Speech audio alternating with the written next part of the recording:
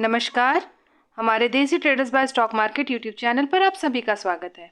जो हमारे चैनल पर नए हैं वो सब्सक्राइब, बेल आइकन और ऑल जरूर प्रेस कर लें, जिससे हमारे चैनल पर जो भी नया वीडियो आएगा उसका नोटिफिकेशन आपको मिल जाएगा। ये हमारा एक और चैनल है ट्रेडर्स बाय स्टॉक मार्केट, आप इसे भी सब्सक्राइब कर लें।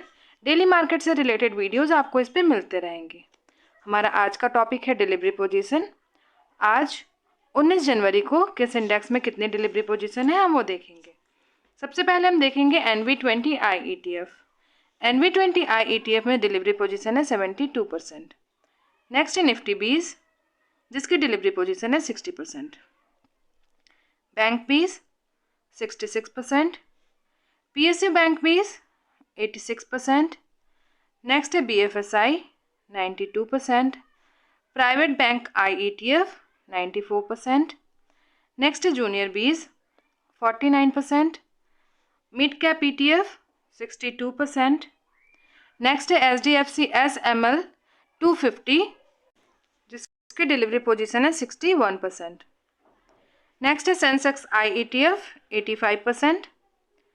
CPSC ETF 51%। नेक्स्ट है ICICI B22, जिसकी डिलीवरी पोजीशन है 80%। नेक्स्ट है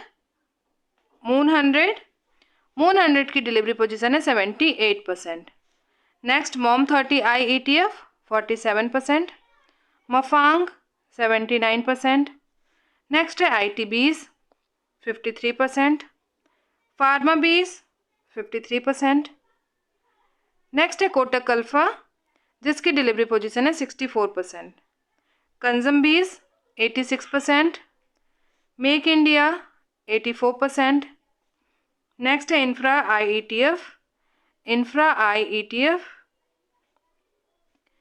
जिसकी डिलीवरी पोजीशन है 75%। ऑटो बीस 58%। नेक्स्ट है गोल्ड बीस की डिलीवरी पोजीशन है 65%। नेक्स्ट है सिल्वर बीस 85%। LT गिल्ट बीस 94%। कॉमो I ETF 74%। नेक्स्ट है हेल्दी 68%। टिंड ETF 70%। मस्प top 50 93%। Low volatility I ETF, जिसकी डिलीवरी पोजीशन है 96%। MO Nifty 500 93%।